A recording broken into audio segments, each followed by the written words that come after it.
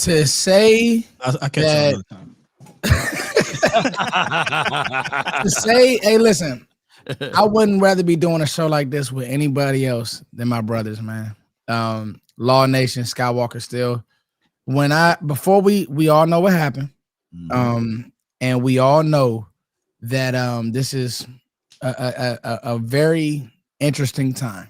Right. The Cowboys on what episode is it, Law? 54.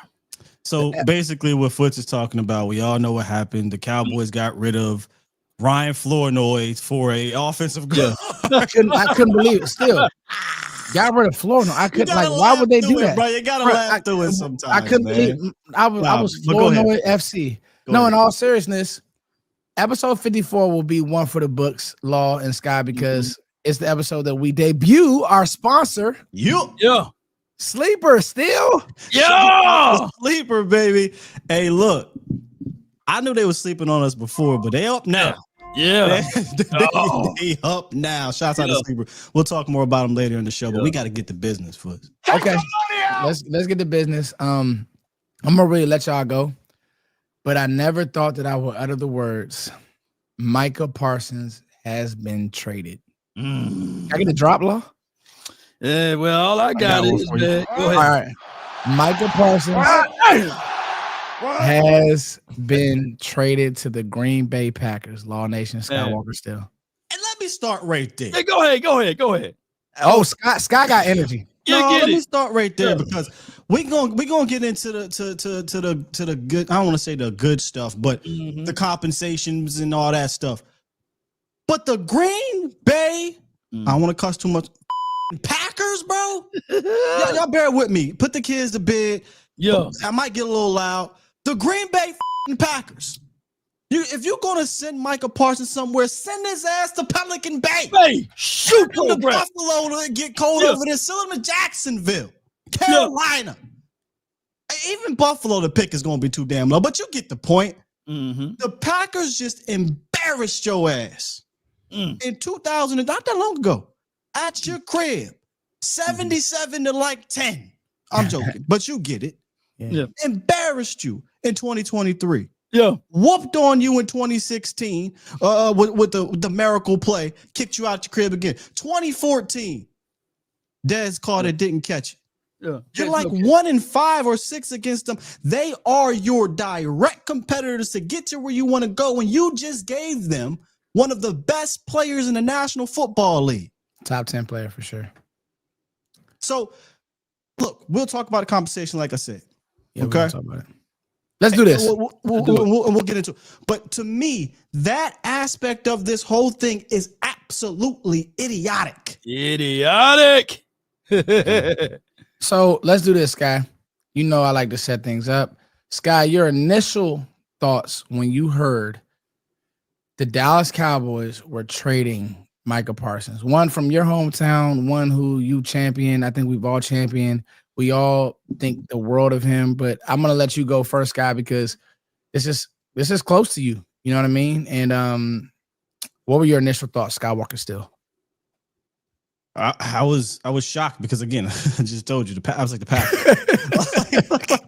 Bro, I'm not gonna say I'm shocked that it was a trade because this thing has been going for a while. I've been talking to people behind us. This is not a shocker that a trade was being talked about. And then it started to get put out nationally that, okay, there is some movement here in regards to conversations about a trade. So it wasn't like it was, oh my God, we traded Micah. Right. It was, okay, what's the compensation? Right. And why the Packers for me? All jokes aside, those two things were kind of what resonated next because it really felt like, man, we talked about it the other day. This thing is not going to get resolved before week 1 from a contract standpoint. But then we find out they tried to resolve it before week 1 from a contract standpoint. What? But yes, there was initial they actually did it, and then it went straight to, all right, what did we get, man? Please, everybody talk about Herschel Walker. Let's hope we get a Herschel Walker. I don't think that's what happened, right? But they got something solid. But we'll talk about that, like I said. Law Nation, somebody who I have. Hey yo, somebody said we traded John Machota too. Comment of the day. John Machota has not been. Listen, that's the best podcast in the world. John Machota, Skywalker Steele, Law Nation. It ain't no. He's just busy. Obviously, he's gonna be busy for the next couple of days. Right. But Law Nation, somebody. And first of all, like I said, this is trying times. Cowboys fans are on edge right now. Right. I want to be the voice of reason, and these are two gentlemen that quite frankly, I call friends. I talk to Sty about life. So there's nobody more than I trust for their opinions. And so the reason why I want to let Sky have the floor. I want to let him talk through these things. Right. Law, you're somebody who I watched when you were in the car doing videos. And now look where you are. Real GOAT stuff. Law Nation, this is unprecedented, to say the least. Right. What was your like real talk? I don't have no script. I had a script. I texted y'all what we was gonna do today, Sky. That's all out the window. We gonna talk about this Parsons. Law, how do you not to cut you? How do you feel, Law? Like have you seen anything like this? You were a little older than us, so maybe you remember Herschel Walker. How do you feel, bro? I mean, right now it's the alcohol on the wound, because people always go back to the Herschel Walker thing, but you got to understand they had the coaching and staff intact too. This is a rookie coach out of Brian Schottenheimer, an unproven commodity in this particular space, and you want him to start off in a good foot. Back then, there was a whole different dynamic. Of course, the Cowboys were already losing. Herschel was basically the best player on the team, and of course, they had a little spark with my guy, Michael Irvin, but that's about it. So now that you got that particular situation to happen, this is not the same, ladies and gentlemen, because they had a planned action to do with those picks by trading and moving things around. But when I look at this situation with Micah Parsons now being traded to Greenbay Packers, who's been a thorn in our side, week 4, right? We play against them. Yeah. They got probably two of the best bookends on the edges. And where's our weakness at on his offensive line? Oops, Tyler Guyton, Terrence Steele. So we better be figuring out things to figure out ways to say that it was one isolated situation that we couldn't stop the run. Well, we better be able to run the ball on Green Bay Packers if that's the case at Parsons. And on top of that, like you said, Sky and Foot, before we went live with everything, now they want to start on stopping the run. It's not like Parsons was here in 2018, if you know what I mean. We couldn't stop a nosebleed. And C.J. Anderson is still somewhere running now. So, Law, do you want to get into that? Yeah, let's get into that. Come on with it. Because I thought that was very interesting that the basis of their presser was about stopping the run. Right, that was interesting that he went that was crazy. The trade and their whole thing was hung on stopping the run. And did y'all all of a sudden just figure out that you needed help stopping the run? And don't lie to me and try to tell me that you are super focused on that, because if you were, why didn't you make moves in the offseason to do that? Why didn't you? Or personnel wise, why didn't you go out and get run stopping defensive tackles that were proving it? Why not? Right. Yeah. Why all of a sudden now? And if you're trying to sell to me that it was the defensive ends, that's all it is. That they're the ones that are the responsible for the run stopping. Well, then damn, it must have been the same defensive ends for the last how many years long? 15, 20. I don't know how to call it. Yeah. So don't lie to me. You didn't do this because you wanted to stop the run. This is way more than that. Yeah, it's extremely way more than that. It's a philosophical type of thing, man. It is crazy. Yeah, if you really wanted to stop the run, like you said, it'd been about a philosophy to do so. You didn't want to stop the run when you have 8 different defensive coordinators in 10 years. It doesn't work that way, bro. You need to settle in on a philosophy and build around that, not snip, snap, snip, snap. And here's another thing that I want to throw at it, and I know people are going to argue and fight me and beat me up with this particular thing in the chat, but do a video about it then, because here's the thing.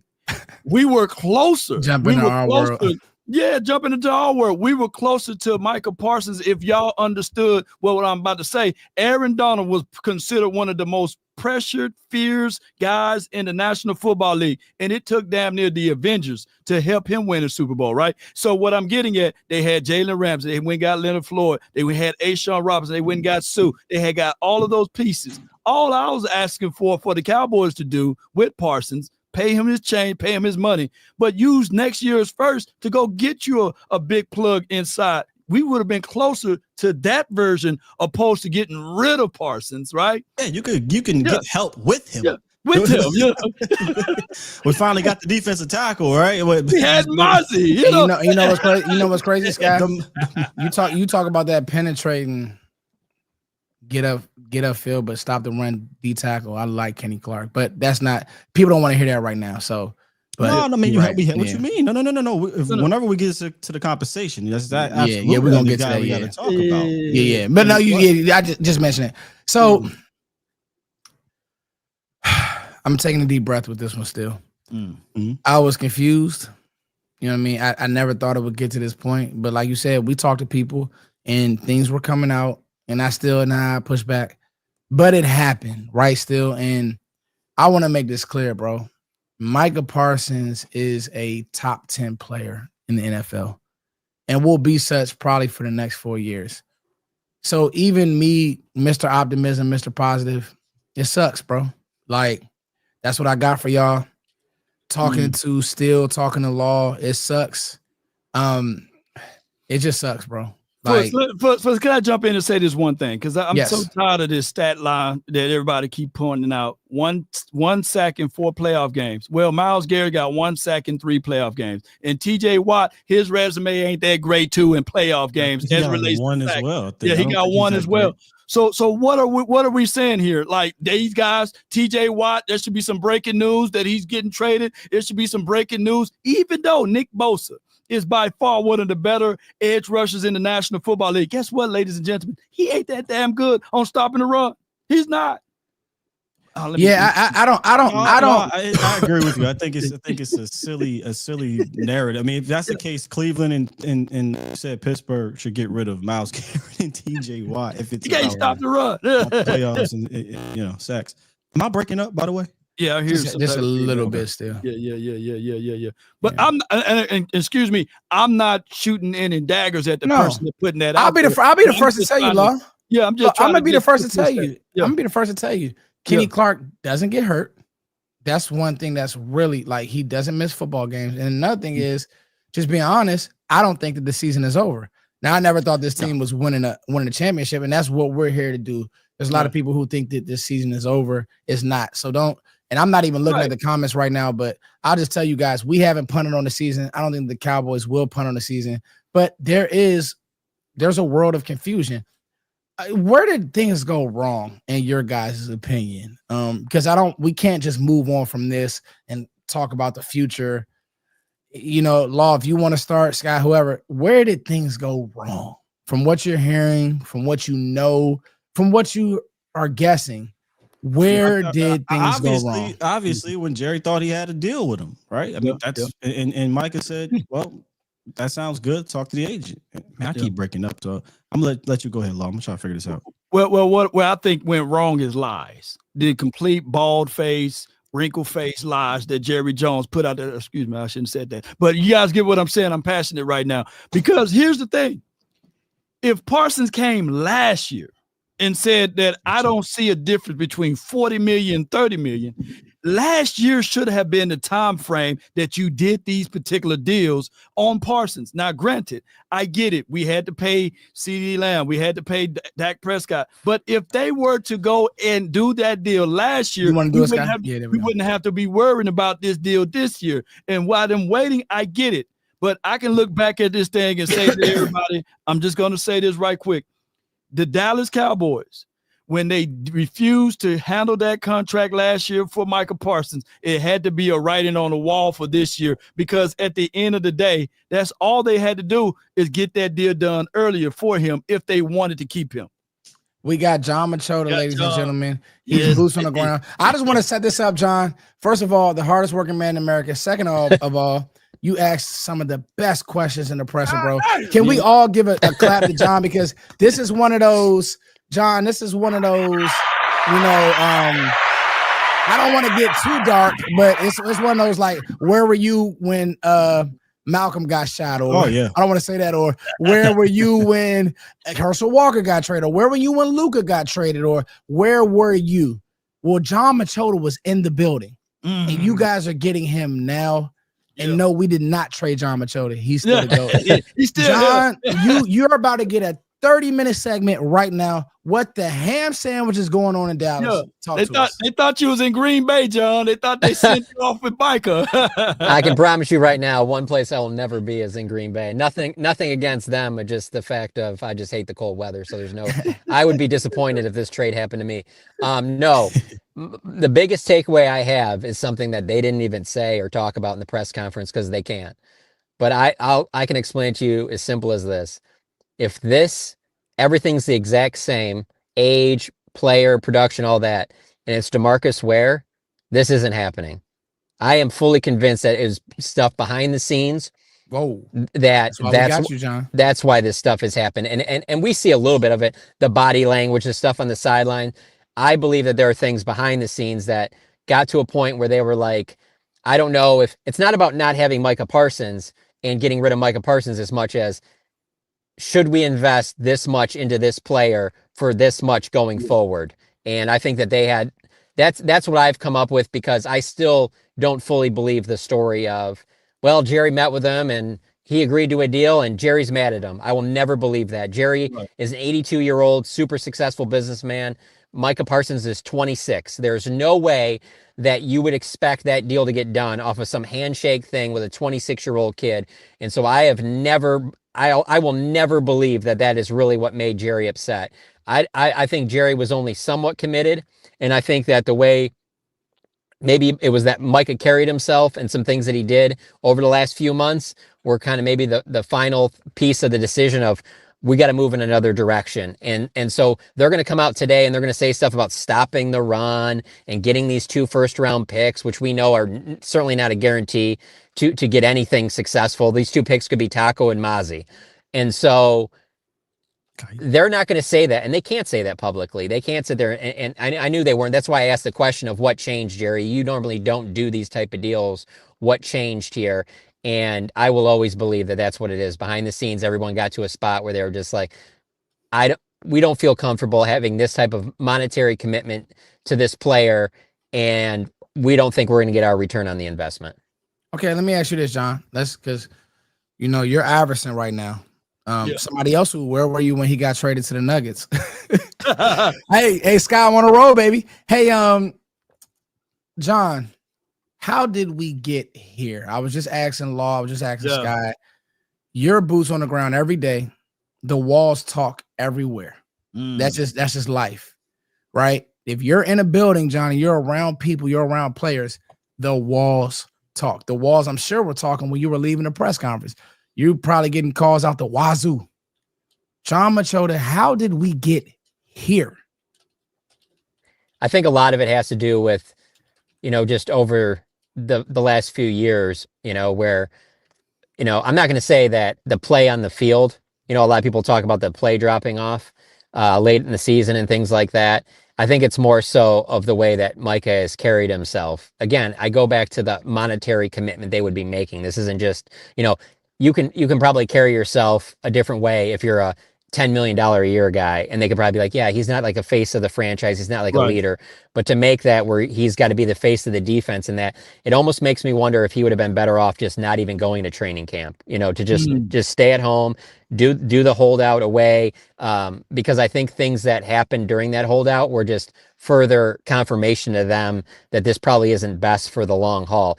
And there's things that about that I'll be honest with you are why I don't think it's for me, it was never 0% chance you trade Micah Parsons. For me personally, I just thought you should get more for him. Right. If the deal is better, I have no problem. Like talking about Kenny Clark today, I mean, you think he was Aaron Donald or Vita Vea. Like, I mean, just the way that Jerry was talking about him right from the rip, like not even getting questions about it. I'm just like, I don't know. I don't think Kenny Clark is like that, where like he's the key piece. And you know why he is not? Look how long it took before it even surfaced that Kenny Clark was the player. Right. Like if that's Micah Parsons for an Aaron Donald type player, That's being reported. That's out there as fast as Micah leaving is out there. So you can't sell me on that. Oh, they really wanted Kenny Clark, the defensive tackle, to help stop the run. Yeah, that's great. That's part of what they wanted. But to do this deal, to trade him to the Green Bay Packers, who are obviously very talented, have a very good chance of playing the Super Bowl this year, who have been the team that's been your thorn in your side over your best teams the last 15 years. I'm sorry, actions speak louder than words. And to me, the actions are that things behind the scenes got to a point where they were like, we got to go another direction, because Jerry Jones just does not trade away star players. There's more to this than just what he did on the field. No doubt. No doubt. Would you guys, oh, by the way, since I haven't talked to you about this, would you guys have been cool with $47 million a year? No, I wouldn't have did 47. I think that the right time to strike would have been last year, and I get it, the money, the operation cash flow and all of that stuff. But the time to start the negotiation would have been last year, or to do something to get him inked in if you wanted him. It seems as if, though, they was like in a bad relationship and they was looking for one angle to get out of it. And there she goes. She burnt the toast. Get on up out of here. You know, that's how I'm 100%. And that's that to me will always be that contract thing. Because I've always just kind of been looking around like, you really going to reference something about talking about El Paso with Michael Irvin back in the 90s to what this kid is going to do today? The money is so different. The generational wealth is insane to what these kids can make nowadays. He's 26 years old. There's no way you can hold him to that. So I always felt like, I'll use your example there, Law, that was the burning the toast, where you're like sitting there talking to your buddy and you're like, you guys are really breaking up over that? And it's like, it's never just that. It's 10 other things. And so you're just going to point to that one thing. And also when you point to that toast thing in this situation, Jerry can always say, I made him an offer, because if he just trades him, then it can always be against him of like, you just gave up on Micah. But he can sit there now and he can always say, well, I made him an offer. The other thing that this does for Jerry, not to try and be positive right now, because I know Cowboys fans don't want to hear this, but he's got a lot of leverage in future contract negotiations, because it used to be, well, he's just going to pay the stars, so just wait it out. He's got leverage now that if you really want to be a Dallas Cowboy, he will trade you. If you want to play the game, you can trade him. And that's the thing that we have never seen from Jerry Jones. And so that is one interesting aspect that comes out of this that nobody will talk about today or tomorrow, but eventually the next big player that this comes about, this will be brought up again, that you can't just assume that he's going to, well, he gave Dak the money, he gave CD the money. That's not a guarantee. Yeah. And someone in the chat was saying, basically, they were saying that, well, they were dealing with CD Lamb and Dak Prescott contract.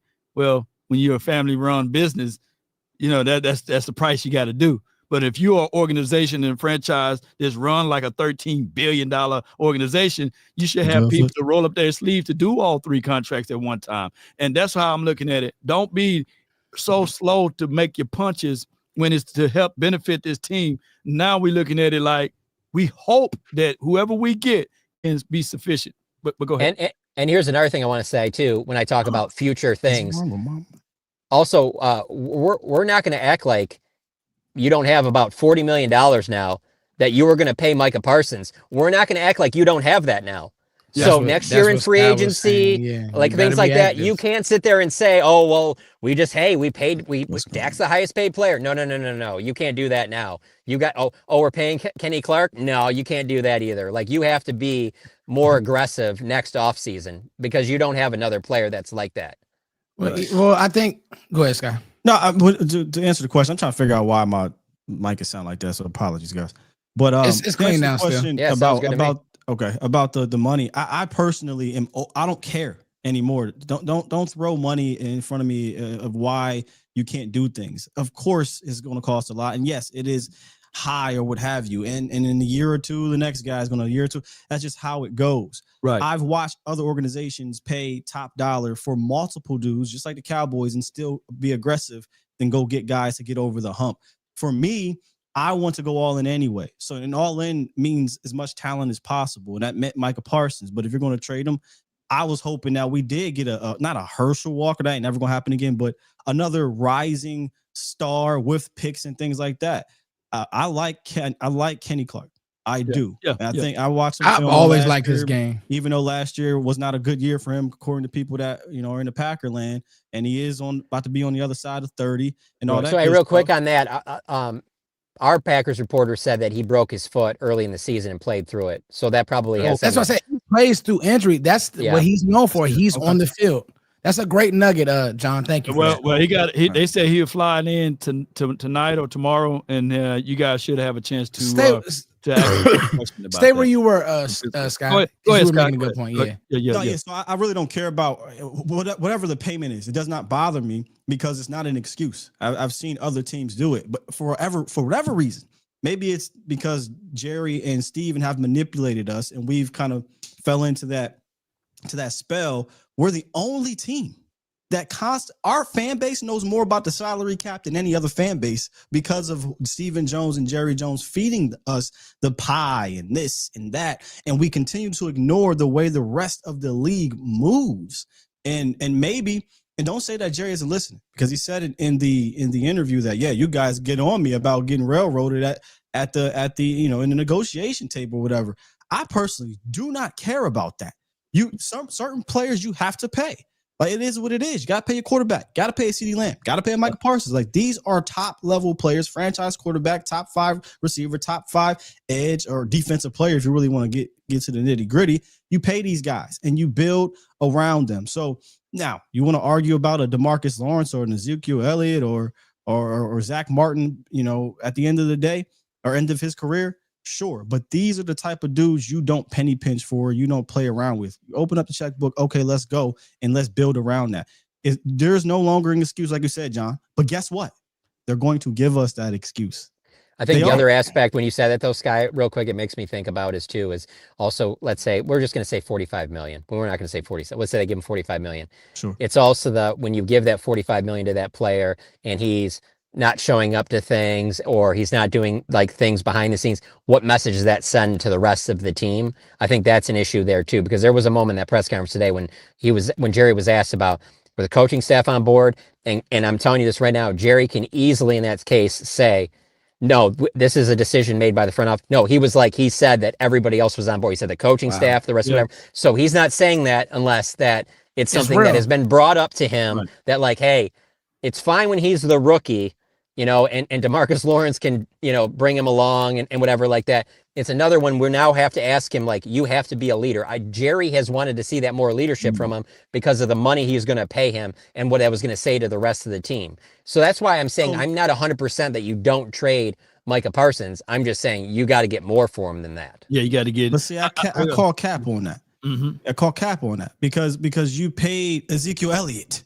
Ezekiel Elliott quite literally was worse than Micah Parsons behind that. But this is the Dallas Cowboys. You paid Trayvon Diggs 2 years ago. 2 years ago, they had some issues like so. And now you want to penny pinch one of the best players out of his position when he lines up on that football field. And what have they done at running back though? I don't get what that means. I'm talking about you saying they have. No, hold on. I got this. No. I got it. Okay, what are they doing at running back since Zeke?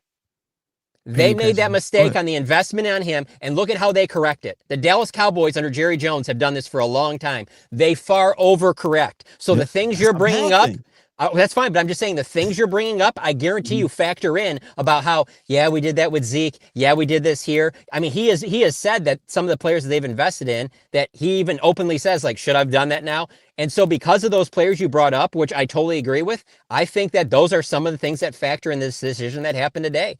That it wasn't just a Micah Parsons thing. It was because of stuff that they've gone through with the players that you've mentioned in the past. Let's do this. Because I want to keep this. So, and I sometimes time like this, you got to pray. Somebody from my church is watching. And I told him earlier, Jordan earlier, my buddy Jordan, I want to give him a shout out to 100 people watching, 1,300 people watching. And I said, Jordan, it'll get done. Literally, I sent that text 5 minutes, John. Michael was traded. And I said, he sent me. I was like, I couldn't believe it. You prayed the other way. They even traded the other way. Yeah. So Jordan, shout out to you. John Machota, shout out to you. Thank you for doing what you're doing. I know you've had a busy day. Is somebody? I hear some. All right, there it is. Somebody, some noise. All right. So this is why I wanted to talk about. This is an amazing show. Yeah. Let's let the details come out. So John, I want to make sure I'm hearing you clearly here. And then Sky, I do want you to get to your points. I just want to have these arguments. I don't have no points. We just talking. No, but okay. Well, the reason why I say that is because time out, Sky. The reason why I say that is because at the end of the day, things are going to trickle out. Like, okay, we've heard stuff from other reporters like, okay, Michael was falling asleep in meetings, blah, blah, blah, whatever. Yeah. But hearing that the staff the staff guys signed off on it. What does that do for y'all? Because at the end of the day, but still, you can't say you call cap without having a bro. So you take you got, hold on, but time out. But hold on, still hold on. Just listen to what I'm telling you. We're saying that, but they got to coach the guy. And did you listen to Coach Schottenheimer the other day? So you think that Jerry's lying about Shotty saying everybody that talks is lying. Yeah, bro. Yeah. Like, Listen to that Brian Gutekunst's press Jerry, conference, but not for other people. I'm not taking anything. Jerry literally told Nick Harris. Nick said, "Hey, so when you went on national TV to talk to Stephen A. Smith about not trading Micah Parsons, was that just for show? Was that tactical?" He said, "Of course." Basically, why would I go on there and tell people this? He literally told you I lied on camera. Yeah. So, he also always says lying half the damn time. He's the guy that says just because I said it doesn't make it so. But I'm saying, like when you said that none of the coaches, been in the building. I'm just saying, but the most important one has. Yeah. So that is the only. Like I find it very hard to believe. Which tomorrow will be interesting to hear what Brian has to say. Yeah. But you just hired Brian Schottenheimer as the next head coach. Does he have a choice? We don't know. That's the case. We don't know. We can only go off of what they tell us. Listen, at the end of the day, 90-day probation. He's still on 90-day probation. Hold on. Let's get this clear. You mean Brian Schottenheimer, first-time head coach for the Dallas Cowboys, and got nothing to stand on, no resume as a head coach, no Super Bowl, no nothing. You mean to tell me he had a choice? I don't. So. Oh no. That's like saying like the one of the scouts is the reason why they take Zach Martin over Johnny Manziel. No, but they're in the room and they have a say and he listens to all those. I don't think there's one person that is like Micah's got to go and then he has to leave. I do think Jerry does listen to everybody. I do think that Brian Schottenheimer was. I'm not saying that. I would think that Brian Schottenheimer, I believe, wants Micah Parsons on the team. He's a talented player. You just started as a head coach. You want him on the team. But I don't think it would be ridiculous to think that Jerry brings up to Brian and some other of the coaches, whoever were in the room, that, hey, we're thinking about doing this. And there's levels to your response. Yeah. There can be there's no way we're doing that. We can't do that, whatever. Doesn't mean he's got to listen to you. But you can bang on the table and you can be adamant, or you can be like, yeah, I don't think that's a good idea. Or you can be like, yeah, I'm completely on board. There's so many different ways that you can take it. Jerry's not saying what any one of them was, but I don't believe that it was banging on the table like that. We cannot possibly do this. Like, I don't believe that was the case from really anybody in the organization. Yeah. If I had to guess, I bet you they all probably like, if this is the route and this is what y'all feel comfortable with from a general manager standpoint, let's go, because we got to get ready for the Eagles. Yeah, I also think that there's probably some people in the organization that probably talked Jerry into this as well, as in, I agree with that. Backed him up on the whole, like, hey, maybe it is good to go in another direction.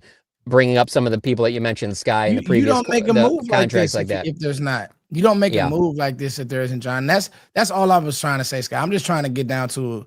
I'm trying to find a happy medium. Is because at the end of the day, bro, Mike is not a Cowboy anymore. Something I never would have thought. Right. And I don't care what nobody says, bro. Jerry's not making these decisions on his own. He's not. Jerry doesn't make decisions on who to draft. Jerry Jones did not know who Kenny Clark was 2 weeks ago. I am convinced that's of that. what I'm saying, John. Like, so somebody else in the building. Good thing. Like, I'm with you. Okay, maybe that's taking it too far. He probably knows who he is. I don't think he does. Hold on, John. I'm gonna tell you right now. He keeps calling him Michael. He ain't know Kenny last week. At his departing press conference, he called him Michael. Like the only thing I'll say about that, old man. Yeah, that's what I'm gonna say. And no offense to my parents, but my older brother's name's Jeff. My younger brother's name is Joel. He calls you John all the time. And my parents will call, and then they'll be like, yeah. So that's the only reason. And then there were questions during the press conference too, where they asked about Michael Irvin, and so that really put Jerry in a pretzel there. But I will say when it started. And he called him Michael the first two times. I was like, is he taking shots at him? Like, is he doing this on purpose? At a certain point, you start to think that, because it's like, no, you've been calling him Michael for like a month now. Yeah. So all right, making it make sense, right? And there's so many layers. Sense. And yeah, literally, there is pretty much right now no real way to make it make sense, but we're trying.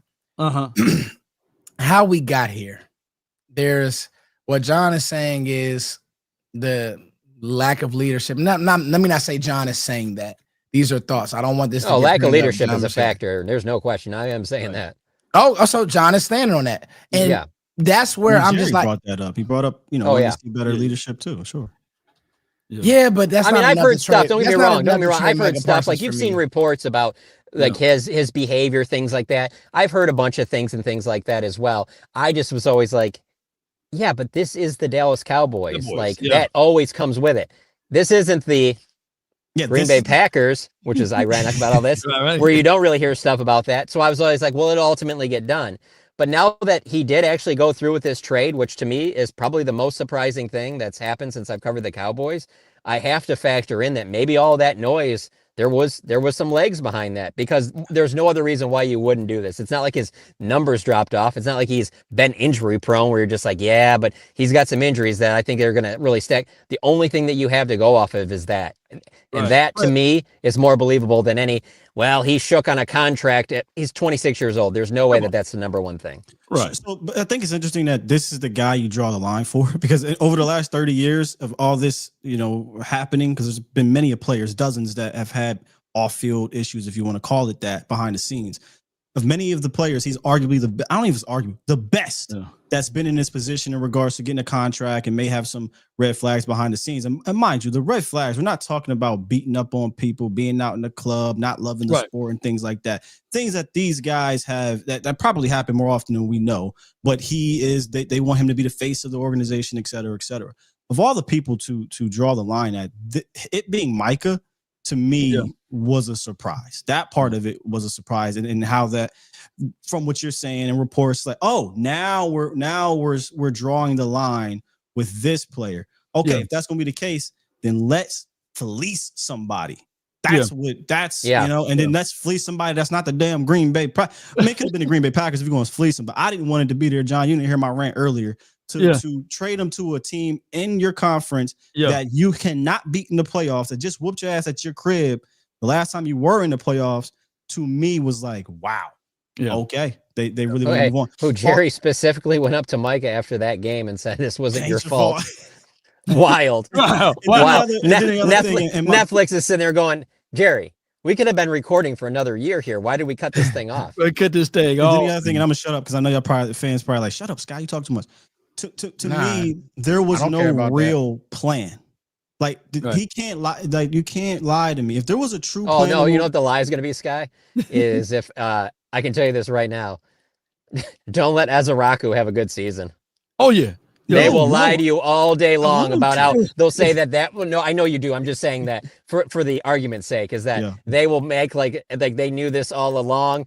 They're going to bring back the whole white cotton was on the table to take him at 12. If he ends up being like 8 to 10 sacks, watch out. They're going to be like, we always thought that there was something here. Just watch. But what I was getting at with the plan was, look, if this was truly a plan, like, didn't he say they thought about this in like April or May or something like that? He did. Yeah, he did. Yeah, y'all cut him up on that one. Yeah. He was definitely scrambling, checking dates on that one. Yeah, he was I had him scrambling. Yeah, scrambling and scraping. Yeah. My question would be, why wait this long? Right. This does, like, I know there's some people that are excited about getting rid of Micah Parsons. They call him overrated. They think he sucks. It's mind-boggling to me. But whatever. If you believe that, answer me this: do you truly believe you are a better team right now, 5 days before you have to play the Philadelphia Eagles? You're a better team by moving on from Micah Parsons at this particular time. Right? No, you're not. If you wanted to be a better team by moving Micah Parsons, that would have had to happen in January, February, March, and April before the draft. Use the money to go sign big free agents. By the way, we ain't get to that part yet. I do want to talk about that. Use the draft picks to bring in actual high-level guys, draft more players. That's how you make your team better. Hey, you know what, though, Scott? You know what makes me wonder about the timeline on all this, though? If you felt that way, why do you do the George Pickens deal? Why wouldn't you just be like, hey, this is a rebuild. We're trying to get some picks. You don't say it's a rebuild because the Cowboys never say that, but you know that it is. I have a saying on my show: we just do shit. Yeah. It's fair. It sounds just like it. And with that being said, they gave more No, chances. Mo, we didn't forget about George Pickens, Mo. No. John just told you. Why the hell would you trade for George Pickens if it makes no sense? There was no plan. There's no plan of action. If you want to try to start over, if you want to try to, hey man, we're gonna use these picks to build for the future, or we're gonna use these picks to grab guys, you do that early. You don't do that 5 days before the season, fam. And to your point, Sky, if they do it early, that's when this is Kenny Clark. It's 2 1s. It's probably a couple 3s, a 5, something else in there. In no way is it just two 1s on Kenny Clark if you do this back then. Mo's a guy that believes everything Jerry said. I was expecting at least a first and a third, and then also in a conditional first or something like that, so you can package and move things around plus a player. Well, I also thought it would be more because you're giving him to a team that is already, even before the move, is probably top 3 NFC team if you go by Super Bowl odds. Or so you're giving to him a team like that. You know that's going to be a really back end of the first round. So that's why I thought that, if you gave him to the Saints, I could kind of see in a way where you're getting 2 1s. I still would want a little bit more, but you're like, hey, these could be like top 5 picks. This could be the number 1 pick in next year's draft. And Saints got a guy on the D-line. I got to pull him up, but the Saints do got a guy on that D-line that's just pretty good. I'm going to pull him up, but go ahead. I'm going to pull that D-line up. I forgot his name. Go ahead. Saints would have been better. Yeah. Yeah, I mean, I'll just listen to y'all talk, just letting y'all go, because, I mean, at the end of the day, we don't know enough, and we got to still let it all play out. Because, I mean, if you parlay these picks and get something amazing, who knows? But like Scott said, it's almost like you're punting on the season because you really had no plan. You're doing stuff. What about Jerry? Let me not say you, Scott. I'll say that. I'm not saying you, bro. I'm not saying you. I'm just saying, just in general. Oh, hey, hold on. Nobody should punt on this season. I'm going to tell you this right now. Covering this team for 15 years, they're at their best when you expect the least out of them. That's what So like, for me, it makes no sense. Punting on the season. It makes no sense, but don't. I would not punt on this right now. Sky did not say we're punting on the season. I'm saying to anybody who thinks that, right? Yeah. I'm just sitting here just listening, and because to me, right? No, Jerry did not have a plan, but to say that I'm not intrigued by getting to having 4 first-round picks in the next 2 years. I'm saying I'm intrigued by that. Now, we just listen to John. John just asked us, would anybody on this panel pay $47 million? No, we would not. No, we wouldn't do that. Right? I would. I wouldn't. I don't care about that. I told you. Okay, you would. You would. That does not. I wouldn't have paid $47 million for a non-quarterback. Absolutely not. That doesn't matter to me because that money's not hindering you from doing what you want to do. That's what Jerry and Steven are going to keep pushing to you. But there are teams around the league that have shown you that you can pay these guys and still add players. There's a team in your division that does it because they have a real plan. They said, we're going to do an 8 to 10 year window. This is Howie Roseman. And we are going to go all the hell in. And if we have to deal with it in 12 years, we deal with it in 12 years. That's an actual plan. And they've paid a bunch of players. So that's why I would. I might be the only one, but I would. It's also interesting that when you mentioned Howie, I just think of how, that's a team that you think would do this deal. We also have to factor in who they did this deal with. They did it with a team that doesn't do moves like this. So when I think of the Green Bay Packers making a move like this, I think of them literally like getting off the call with Jerry and being like, holy shit, he's going to do this. Oh my God. You don't say a word to anybody. They're all getting pissed off because John Kuhn tweeted about it. They're like, John, he's their sideline reporter. I don't know if you guys saw that, former fullback, whatever. I could just see them be like, John, shut up. Okay. They're going to do this. Don't ruin this for us. The Packers just don't do moves like this, They don't. They're actually a draft and develop team. 100%. But even they were like, hold on. What do they want? Kenny Clark. Okay. Kenny Clark. 2 1s. Okay. Everybody just shut up. They robbing the old man. They robbing the old man. Hold on. Did you say we got to send Seattle all Mozzie's highlights? They sent all of Kenny Clark's best plays immediately. Hold on. The draft guy and me. All right. I'm gonna just push back while we all laugh. He who laughs first doesn't always laugh last. All right. Fair. Ryan Williams, Jeremiah Smith comes out in a year or two. It's some guy. I know everybody. Oh, Foots, these guys aren't. Just relax. Yeah. All I'm gonna say is, let's make it What if make sense they- because Hey, what if they're could be lining up? buzzed. Hold on. How do you feel about you say that? I'm on board with that too. Colin Smith, not Colin Smith. Way the worse. Texas kid. You're not gonna let. You guys aren't gonna like this at all. Good. What if they're lining up to package these things Colin up Simmons. to find the next quarterback? Ooh. I mean, I'm not mad at that. I'm about to say, what's so bad about like Yeah. if this before you got probably like a 2-year outlook with that, right? 2 years. You got probably 2 years to figure like, hey, look, dog, if you keep getting hurt or if we just feel like we reached our ceiling, I don't think that's a terrible, thought process. John. Yeah, I don't either, but I didn't. I thought you guys were gonna hate it. So that's No, the no, reason I was John, cautious with that. Hey, John, you want to know what? Nah. Y'all gotta understand. I live in DC, and like a lot of people know what I do. I try to keep it incognito, but like people at this point with YouTube and people seeing me, they know. I've gotten so many texts. There's nothing nobody on this chat can tell me. There's nothing 1, 2, 3 can tell me. I live in the heart of it. These people are throwing a parade because Micah's out of the NFC East. Yeah. And Jerry will look like a fool if Donald doesn't hit, if Fowler isn't good, if Sam Williams continues to look like a pumpkin or be hit or miss. And Jerry probably looks like a fool now. But I guess he got his to me, right? This is where I'm at with it, right? It'll be Dak fault. Matt LaFleur anyway. You also got LaFleur's reaction. He texted Tom Pelissero and was like, "Holy bleeping!" And like he was extremely excited. So yeah, Cowboy fans are happy to move on from. But like you said, NFC East fans are happy as well. Packer fans are extremely excited. We're like the only fan base half the fan base. I should say all of it. The only fan base where fans are like, "Oh yeah, I love this, man. This is awesome." I do wonder how much Matt Eberflus had to say in this. Obviously, being a guy that was coaching against Kenny Clark, he's obviously changing around the defense. I wonder how much he was involved in this whole, like, how big he thinks that addition would be to make that move. Obviously, I would think he would much rather not have draft picks than Kenny Clark, and he'd rather have Micah Parsons. But I do wonder how much they involved him at all. Of like, because Jerry did say that, the requirement for teams to make this trade that were going to be involved, where they were going to have some type of a defensive tackle that they were looking for. And so it makes me wonder, like, how much did he have a say in this? Yeah. I see Lombardi in the chat. Any chance I get, I'm gonna let y'all know I'm from the DMV. So sorry, Bosh. I love you. To your point, John, I do think that like they had to go to him, right? Yeah. Because if they wanted to bring in, if they wanted to bring in a specific defense, I don't think they went to him on some, "Hey, how you feel about Micah" types of. No, yeah, probably not. No. But they likely went to him like, "Hey, what type of defensive tackle are you looking for?" Yeah. And so yeah, I believe they went to Flus on that. I mean, one of the things go that ahead, can Lau. probably help us would probably be if we hope that the Green Bay Packers lose every game next year. We just gotta hope that they lose every game.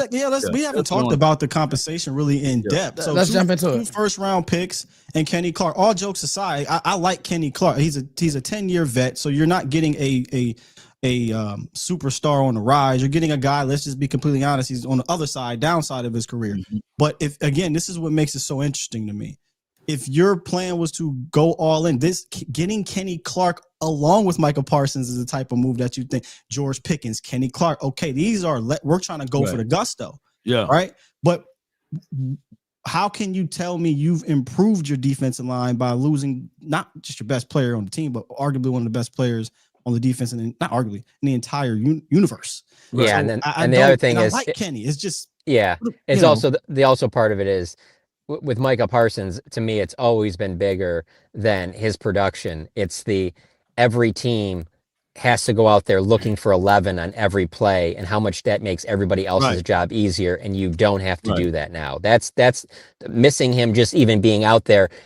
Micah Parsons being out there injured, but the other team doesn't know, is so valuable because of just the fact that you're just like, it doesn't matter. Just put him out there. They're going to they need to have an extra guy over there. And who is that on this defense now? There isn't anybody. Yeah. And then on top of that, like you said, the productivity of Kenny Clark last season, of course, they didn't let us know there was a foot injury. But what if that foot never get back? I was just about to say, the feet ain't nothing to play with. D-Law had to deal with it a few times. Yeah. We saw was it Deron Bland never was quite right with his foot last year. It took a long time for Jordan Lewis. So I just hope that Kenny Clark playing through it doesn't harm him, you know, as we go into this year and being. You hope the Cowboys will put him through a physical. He got his physical tomorrow. He better pass that, John, because at the end of the day, when you're north of 300 pounds on bad feet, won't they rescind the trade if that happens? Could you just imagine if Micah or Kenny Clark failed their physical and they had to end this trade and he has to come back? Like, oh my God. And look, I can like Kenny Clark as much as I can like. Kenny Clark is not Micah Parsons. They said right, toe, y'all. not foot, Like, according to people in the chat. Let's stop it. Let's stop it. Yeah. But the first round pick. So Foots is excited for the draft part. And we talked about this behind the scenes, and I talk about this with Vach a lot. Y'all could have a draft. Give me those first round picks and go package it and get me a dude. Yeah. Okay. Yeah. You ain't got to package all 4 of them. I ain't saying that, but take me up one, at least one. If need to go get you another Micah type dude, then do it.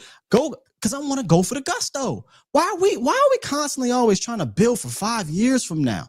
Can we have a plan where we're trying to build a 3 to 5 year period to win the Super Bowl? Everything does not have to be about 2029 and 20. No. So when Jerry brought that up at the interview, John, I'm like, don't just put that out there now, Jerry. We got you on wax saying, "Oh, we might use this." Don't. We might go do it. Go, especially when you think about picks and do it. Think about what the Cowboys get in the first round when it's not like top 20, because these picks probably won't be top 20, and when they're outside of the top 20, there's a lot more misses than hits. So if you're going to package something together to get a veteran player that's already proven, I think that a lot of people would be able to handle that a lot better than maybe taking a chance on a couple of late first round guys who you're hoping are Travis Frederick, you're hoping are Tyler Smith, but they easily could be guys that aren't even on your roster in 4 years. Yeah, that's the other thing too, right? Like, we expect the Packers to be in the late 20s, right? No doubt. Mid to late 20s, even before Micah, but certainly with Micah Parsons. So, and look, I'm not saying you can't hit down there, but I personally go fleece the Carolina damn Panthers. Go send him to the Saints. Yeah. Who's trash over there? Go send him to the Jags. Go send him to the. Well, somebody had to want to also pay him too, so that I don't know how much those teams wanted to do that because of where they are. I mean, maybe they would have. I don't know. But general managers, how come other general managers seem to be able to fleece teams in that way? Well, they're not doing documentaries, so they're probably doing front office things. I think you ever hear of fans talk about like the Cowboys tax? Where's the conference tax? Where's the whoop my ass every time in the playoff tax to the Packers? Y'all want them so damn bad. All right, then we gonna fleece y'all. It wasn't a bad. I'm not saying this was a bad trade package, like 2 first round picks and Kenny Clark. Well, maybe you can consider that bad, but I don't think this was anything amazing. Right. I don't think this is maybe average. Right. Before the compensation came out, I thought at minimum, a player and 4 picks would have been involved. I thought it would be 2 ones. I just never expected that. No, I didn't either. I thought that even when it first surfaced and I was texting people about it, I thought that there was going to be some stuff that came out later, that it was like, hey, we're just trying to put out the main things of it. But like later it's going to come out that there's like, a 3 and a 5 and a 7th or something like that, like more than what we saw, especially because it was the Packers. Like this team is going to be good for the next 2 years. These are not going to be high first round picks. So that's the part that left me scratching my head. That's why I would try to package one of those to get a legitimate, I don't want to say a guy maybe on a rookie deal, 24 years old, got 2 years left or whatever, on the rise type guy. So not for like Derrick Henry. Right. Sorry, I just have to do that. My bad. Somebody drop. My bad. This is not the time, guys. It's not the time for my stupid jokes. I'm sorry, Jonathan Taylor was. Jonathan Taylor. Somebody put him out there, but I mean, I'm more so talking about the defender to try to help maybe replace if possible. Man, if old boy didn't get paid, Max Crosby type dude, like but he got paid already. Question: We didn't have to pay Kenny Clark, did we? He's already he's under contract. Yeah. I think 2 more years, 3 more years. I think it might be 3 more years. Seasons. Looks like cheap cap hit now. Then the next 2 years, like 20 million or whatever is without that red. I'm finna have that in a few seconds for y'all. How much money he making? Matt Schneidman, who covers them Packers for The Athletic, he was telling me how like everybody is a big fan of him. Like he's a great locker room guy, great dude. Right. How he's going to be missed around there and things like that. Obviously, a lot of Packers fans have told me they did not want to lose Kenny Clark because what I've heard was that. Hold on, Scott. Let me. What I've heard. No. Listen. what I've heard is I can see it in your face that you ain't trying to hear it, but I'm gonna rebut. Go ahead. well, no, I'm just saying that their defense isn't like they've had struggles on their defense, and so losing Kenny Clark hurts the interior of their defense. That's all I'm saying. Yeah. Go ahead. I think they would rather lose Kenny Clark though than Rashawn Gary. Yeah. Yeah, I mean, bro, he's gone now. I'm Patrick, not about to go ahead. Packer fans in the chat. But before you go, Scott, I'm just gonna say this right quick. I guarantee you it's easier to replace a Kenny Clark than a Micah Parsons. Come Now on, go. man. Come on. But I mean, I'm not arguing that at all. Packer fans in the chat. Let me know how you feel about losing Kenny Clark but gaining Micah Parsons. That's all. We can ask them in the chat. Hey man, I'm not defending it. I'm just saying that's what has been told to me. And I don't. They gonna listen. Hold on, time out. This one I'm not gonna do. I'm not gonna cry about the shit for 3-4 days. Like at the end of the day, like they traded him. We know. Hold on, listen. We know who the owner is. We keep saying the GMs from this place, that place. We don't have that. We have a owner who has been planning a documentary for how long, John? 3-4 years, whatever the case may be. And also someone that they found out today that Forbes says that they're now worth $13 billion. So I'm sure he's happy about that. So I was tweeted that out on purpose. You know, time out. Somebody said I've been hating Micah. Stop what you're doing. I'm the biggest. I remember this fan base turning on Micah Parsons, saying he wasn't a good leader after the Packers game. Don't put that on my name, bro. Please. I remember there were certain people who go live all the time and have all the answers. Oh, yeah, Micah Parsons doesn't know how to play linebacker. He's not like Luke Kuechly. He doesn't study. I remember it all.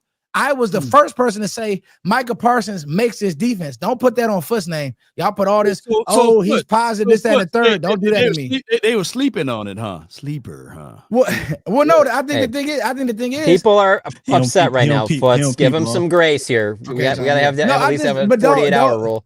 And listen, I normally don't curse. Lord forgive me. But at the end of the day, I don't cry. Like at the end of the day, y'all. Let's go, man. We don't have Micah Parsons no more.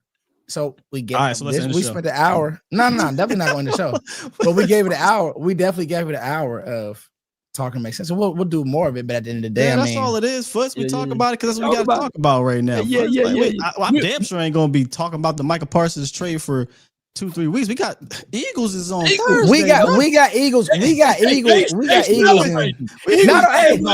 Law, you want to know what's crazy? You want to know what's crazy?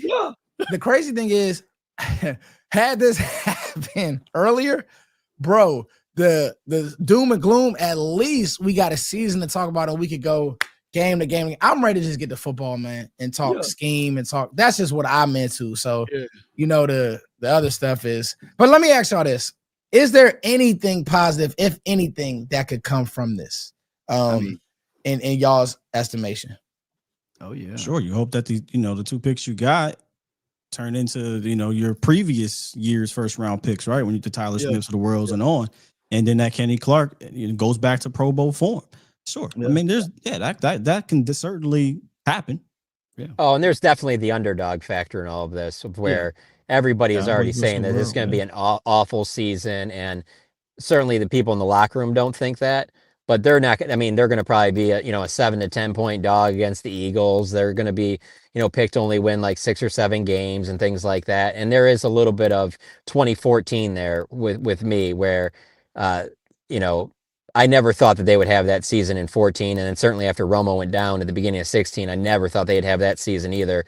But there is something about this team or the franchise that when they are kind of like, oh, this is going to be a down year for the Cowboys, they usually respond. And so it's, for me, if you can tell me that like Dak and Pickens and CD and that defensive line and a lot of these guys are going to stay healthy, I mean, I can see them being better than people think, but I personally didn't think they were making a Super Bowl run with Micah Parsons, so it's not like it changes this major amount of stuff for me anyway.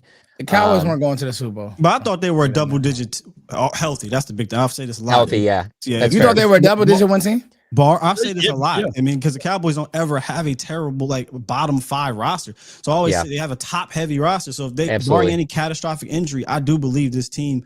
Now, before it was like 12 wins, but 10 wins, I don't see that being a terrible. But now without Micah, that does put a little tiny dent. Like, I don't know. I'm not as confident anymore. But whatever your prediction was for the season, I feel like it's got to be at least I think it's got to be 2 wins less now. I thought 10 wins, with him. I really thought he would be on this team, so I was pretty confident in that. Hey, I don't know now. Yeah, I don't know if it'd be 10. Mm-hmm. What if I told you that his agent got in his head? I don't think anybody would. I mean, they won. It's about the money. He won. No, but I mean, the thing is, I remember Micah saying at the beginning of all of this, he would take less money to get people paid the whole 9. Right? Yeah, at that time. Yeah. Before everybody got paid. And they said, no, we're cool. We want to deal with Dak and CD. He said, fine. Hey, Sleeper. We're sponsored by Sleeper, and we got some cool stuff for y'all. To talk about, because I mean, John, this is what I was gonna ask you before we run the ads, Sky. Were you driving home? Because that was impressive, bro. Like, no. Oh, he's frozen now. Shame. Look at his face, guy. Well, in the meantime, while John's trying to Sleeper is the #1 fantasy sports app. It pays to know sports. Pick more or less on top players. Your first pick is on us, so start winning now. Play in Texas, Georgia, Minnesota, and 27 more states. Pick anytime across all sports, pregame or live. Over 10 million players are already on Sleeper. Make your picks count. Score up to 1,000 times your cash. Join today. Get up to $100 credit using the code HMA. Call your shot on Sleeper. Download now. Shout out to Sleeper, but shout out to him, man. Yeah. Here we go. Maybe we did. Maybe we did trade John. he gonna not pass his physical. He'll be back. Yes, indeed. Man, it was a great show today, man. I mean, y'all ready to wrap up? Well, yeah, we got chats. You got people saying, yeah, let's go super. There's some good supers. It's a 75 in here. So we'll go right through them, y'all. I'm gonna take the banner. I mean, honestly, I don't have the answers. I ain't gonna lie to y'all. That's why I just been sitting and listening. Sometimes it's okay and like to say I don't know, and that's just where I'm at with What's it. The question? There was no question, right? We talking. It happened today. We just talk. Yeah. Hey, look, Scott, we didn't get a chance to sleep on it. Like, no, we can't. We talking it through, man. That's all we doing. And look, I don't have any wild emotions to how fans feel. Like, you have the right to fight. If you think this is the greatest trade in the world, like, oh, this is awesome, feel that way. If you think this is the worst trade in the world, feel that way. All we have is our raw emotions to go off of. We're gonna have actual football stuff in a minute, though, to talk about when it comes to the game. And then all we can do also is break down what it means on the field, with adding a Kenny Clark into the defensive line, what it means for the defense of end room, which I thought with Micah Parsons could have been an elite defense. Now I think you got a bunch of guys where there's some uncertainty or the future, but then there's the Dante Fowlers of the world, right? Who we know can go out there and rush the passer. You got a rookie who you got some upside. Sam Williams, will see. But I do find it interesting, Foots, that they brought up in law. They brought up, hey man, we can scheme up the pass rush, right? If we want to talk about football, if we can scheme up pass rush, and I'm like, that's not Fluce's MO. It never was. The whole thing was like him getting dudes. You're right, Sky. When he's saying scheme up pass rush, I'm like, that's not what Fluce does. Fluce is not. He's not Dan Quinn in that sense of being this diabolical guy with all these crazy looks and doing all these type of blitzes. He doesn't blitz a whole ton. He likes to more so blitz with a slot guy. It was fun. The funny thing, the ironic thing here, he actually schemes up run defense. Yeah. He actually schemes run defense. So it's the opposite of what he said. So I wanted to go look. I said, well, how much pass rush does he actually scheme up?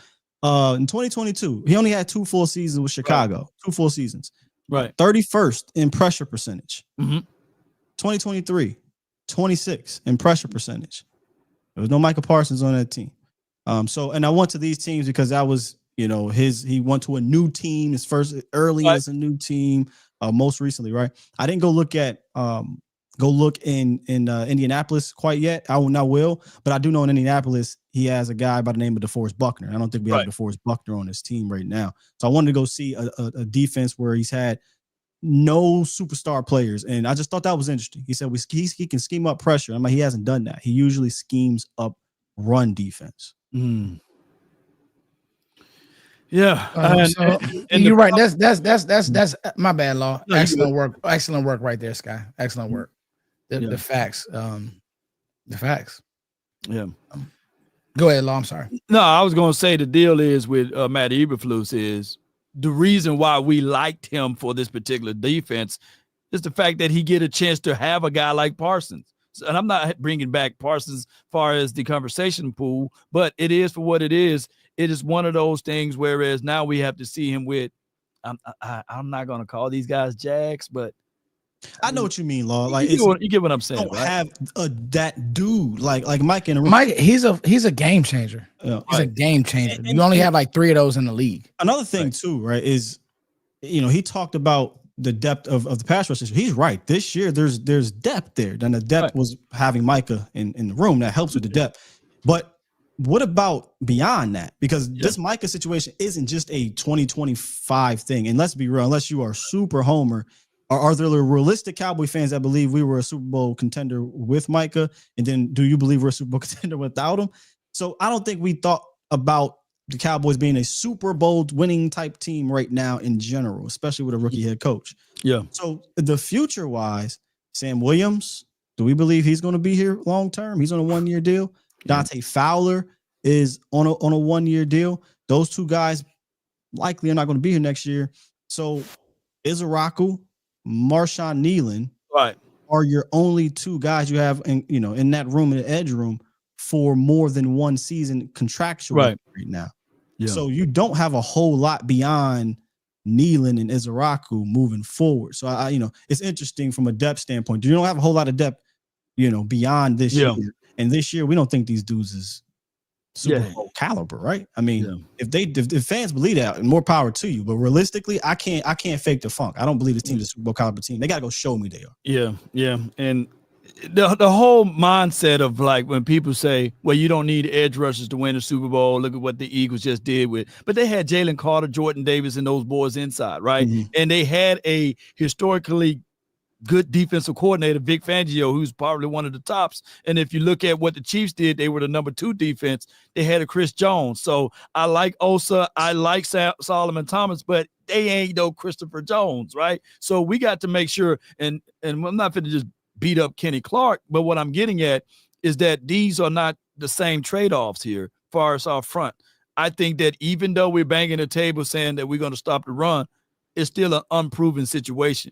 It's still an unproven situation because it's not like the Green Bay Packers were just shutting down all of the runs last season too, by the way. But go ahead.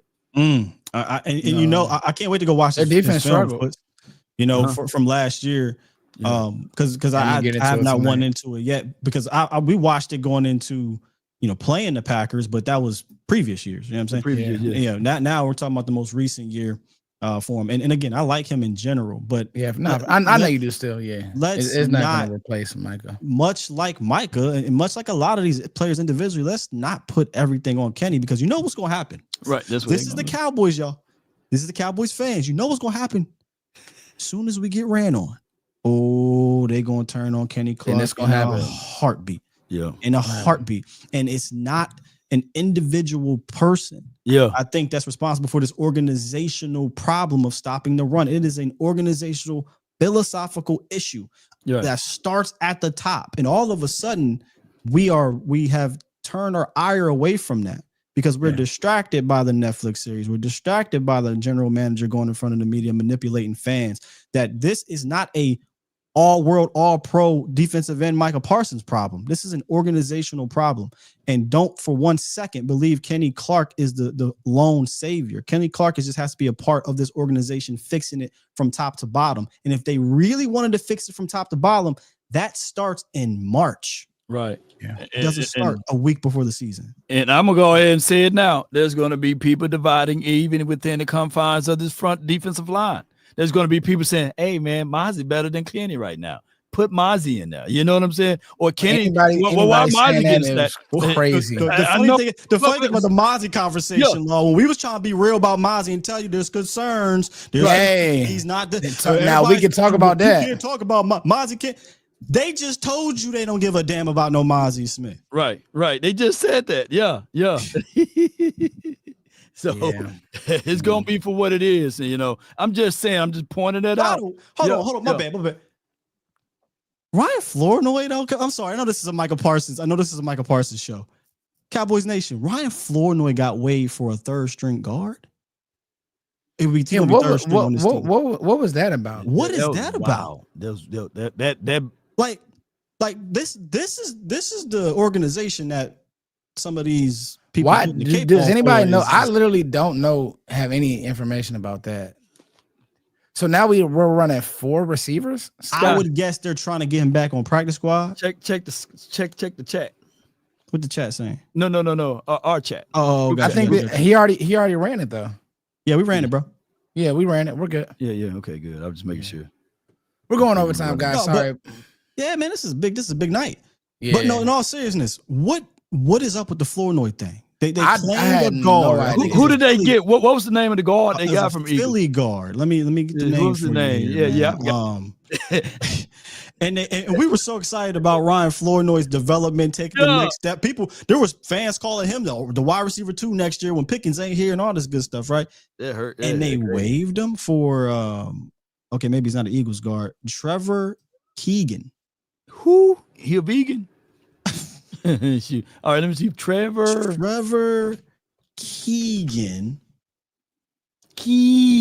Well, I see how he's there. A light guard. He was a Philly. He was with the Philadelphia Eagles. So 6'5", 306, former 5th round pick. Trevor Keegan, bro. Ain't no way that he would be more beneficial. Ain't no way he would be more beneficial than Ryan Flournoy. Ain't no way. And I ain't trying to beat the guy up. I ain't trying to do this, but who you gonna bench and put Keegan in anyway if somebody go down? Like what are you gonna do with Keegan? Keegan got to be a third guard, right? Because you're talking about TJ Bass, and then Brock Hoffman, who does it as well. So then there's Keegan. Like I wish somebody asked. I know it was a Micah Parsons conference, but hey, guess what school he went to? Keegan, Michigan. At least it ain't a defensive player. Everybody get mad when you draft a defense. Well, shit, schoolmaker, they making it good. Oh yeah, you know what? You're right. Never mind. You're right. Oh my God, right. I know some Keegan water you can take, man. But yeah, right. I know. Right. I can't make this stuff up, man. I just. But no, I don't know, man. Look, I don't understand the Flournoy. You know, I mean, if you wanna rah the Micah trade, that's cool. But that hurt more. 2 first back, and you did get Kenny Clark. I'm not gonna fight you on that because I like Kenny and I like the 2 first, but I still think I would love to get more. But it is what it is.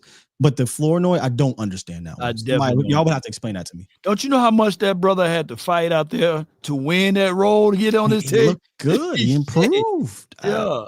Oh my God. And I ain't taking a dump on Keegan, man. Shout out to the Keegans and all of this stuff, but I've seen this kid fought to get on this position and to make the team that ultimately you get rid of before Keegan. There's people in the chat are not aware. So the Cowboys waived Ryan Flournoy in the middle of the Micah Parsons trade, and they claimed I want to say the Eagles like 3rd or 4th string offensive guard in the claim. And so that's where we're at. Flournoy's not on this team right now. The Cowboys only have 4 wide receivers, and if we're keeping it a bean on the roster right now, it's really 3 legit. No offense to Turpin, but he's more of a like a weapon X.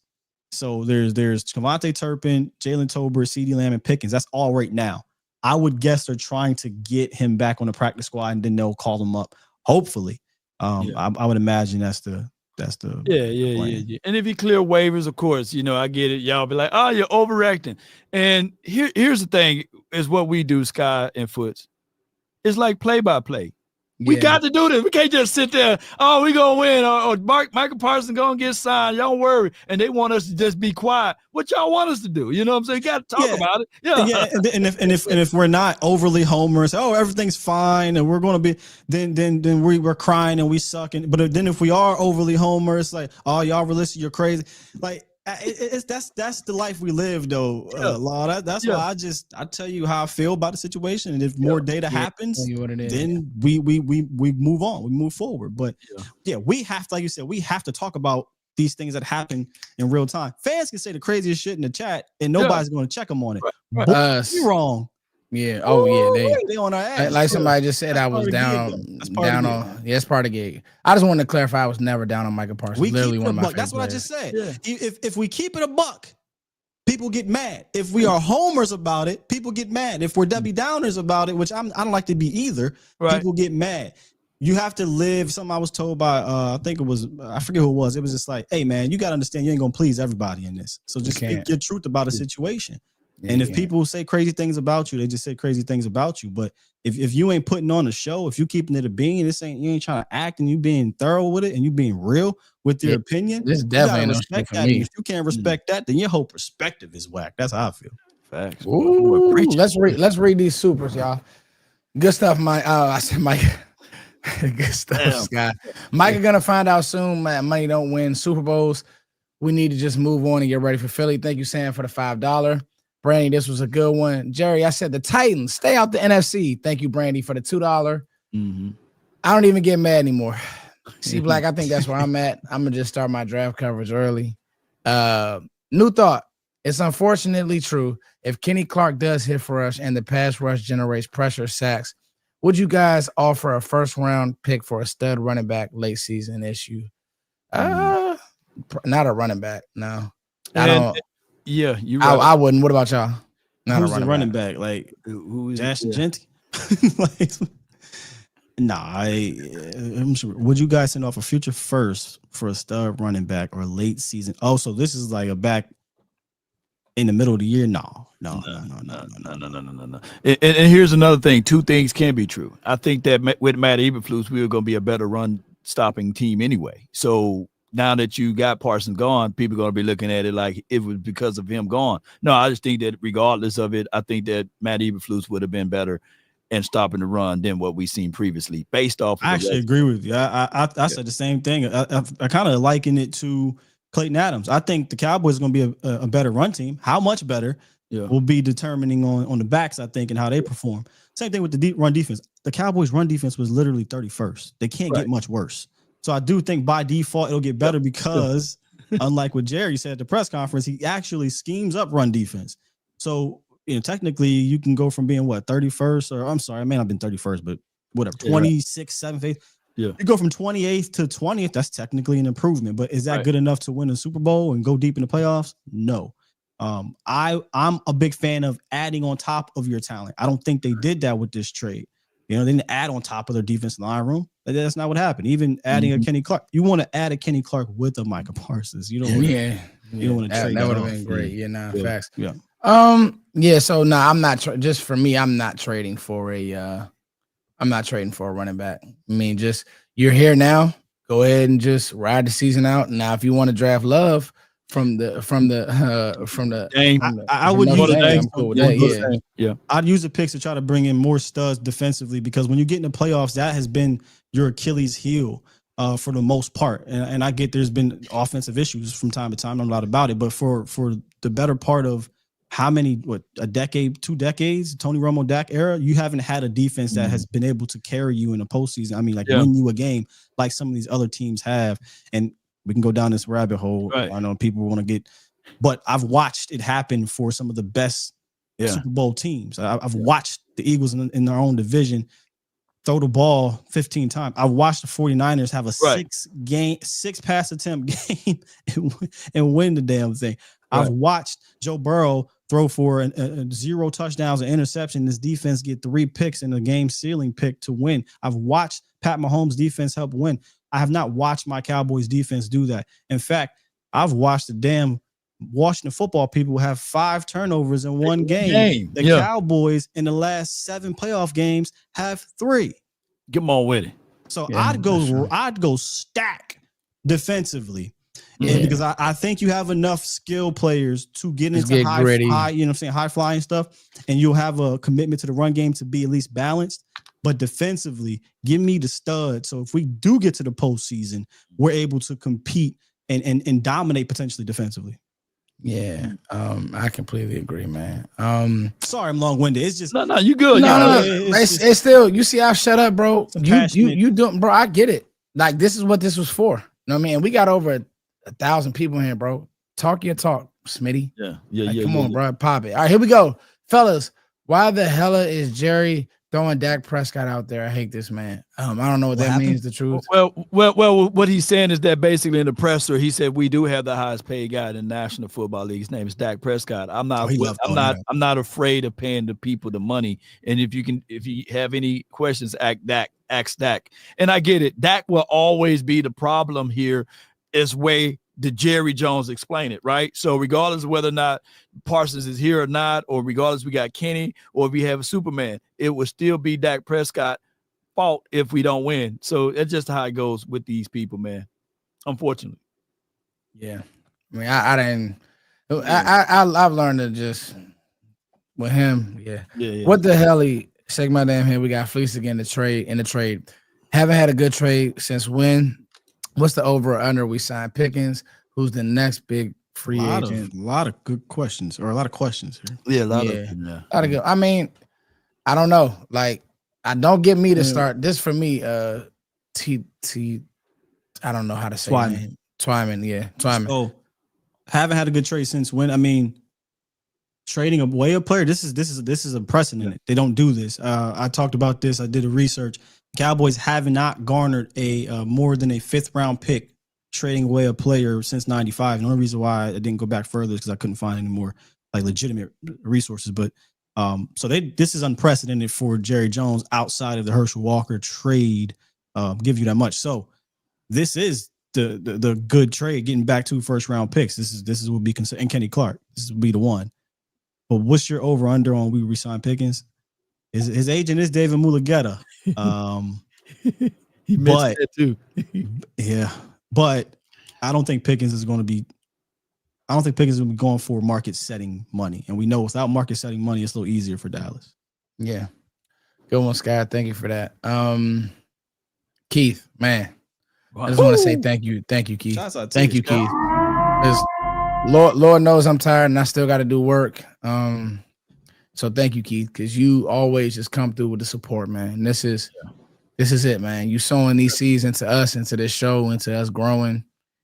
And the Cowboys Collective is the best podcast in the world, Cowboys podcast. So I appreciate you, Keith. And yeah, man, can't. I'm at a loss for words. Yeah. It's one thing to trade a 26-year-old generational player. It's another to not get the proper value. A 30-year-old D tackle and 2 unknowns. Q's law drop. Law, can you cue the drop? I got you right here. Well, what I'm saying is that there are known knowns and that there are known unknowns, but there's also unknown unknowns. Things we don't know that we don't know. Yes, indeed, man. Shoot.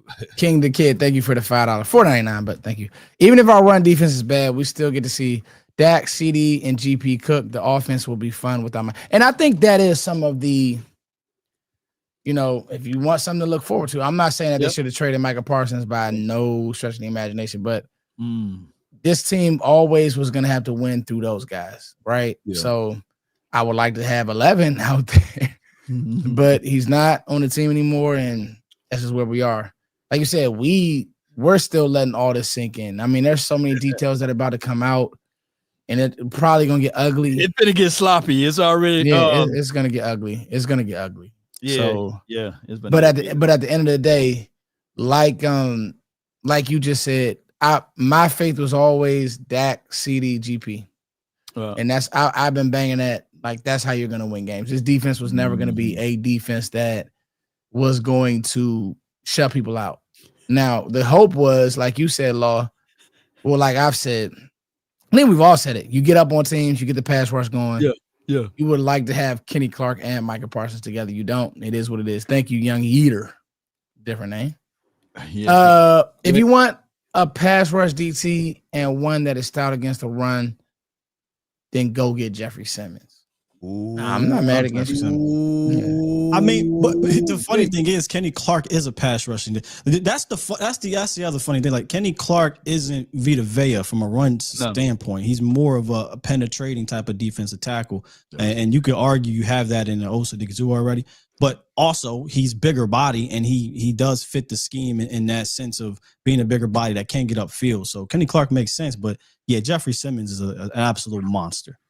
He's a guy I actually wanted to trade for again with Micah Parsons. Micah. Yeah, it wasn't about getting rid of him and because I just feel like maybe you get better here, but you lose this there. That's kind of where I'm at with him. if we start off slow and the need to be right is a major thing with Jerry, would you burn that one and say, man, F it, Say that again. If we start off slow, if Kenny Clark somehow don't pan out in these sorts, you got a first round draft pick. Do you shop that for another interior guy, or go out there and get somebody that for sure they can be wreak havoc on their front? Me personally, I know a lot of people are like, and I even said we're not a Super Bowl team, but if you truly are trying to get better, yeah. If you feel like Kenny Clark, and I don't think it'll be like 2 weeks. I think it have to be a good 5-6 weeks, and they're like, damn, this ain't working out. Yeah, I'm going to try to improve. Now, I don't know if I'm giving up a first round pick unless I'm getting a stud. Yeah. You know what I'm saying? But yeah, I'd look to try to bring in more help if he's not the answer.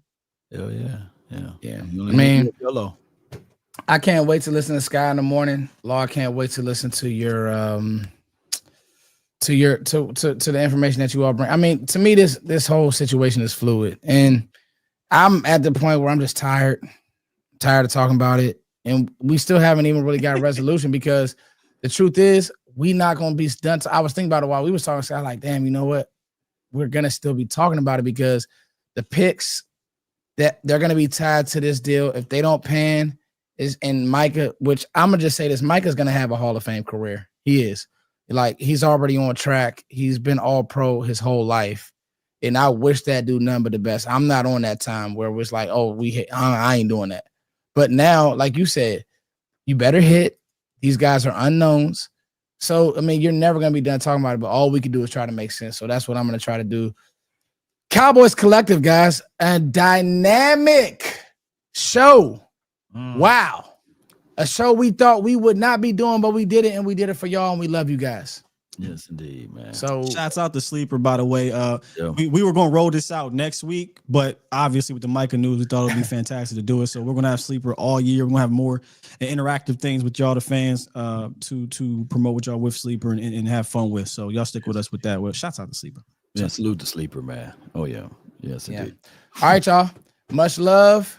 Until next time, which we start our new schedule next week, Sky. No, because the holiday's on Monday. The holiday. Yeah, so we'll go Tuesday. Did we switch it? Did we confirm Tuesday? We got to go Tuesday and Wednesday, y'all, because the game. Because the game is on that Thursday. Yeah, next week. I just mean in general for the season. We switched to Tuesday, Thursday. What's going to be for the season, though? The season is still going to be Tuesday, Thursday. Okay. We found that happy medium. We found that medium. Okay. And if we don't, because it's weird, because next week the Cowboys play Thursday. So Thursday. On Tuesday. Bro, we just traded all pro. We got a schedule. We got a sponsor. We love y'all, man. And look, it's all love in the chat. We ain't gonna always agree. It ain't always gonna be happy, happy go lucky. But we all want the same thing. So let me ask you this, Sky. We hold y'all accountable. Sky and Foots, is Ezraku, is he from PA? Philly. He's from Philly. Oh, he's from He literally was an Eagles fan until he got drafted. They gonna do it, huh? They gonna get that brother 11. They gonna do it to us, huh? No, that'd be interesting. They better not do that. No, I could see Petty. I don't think he would want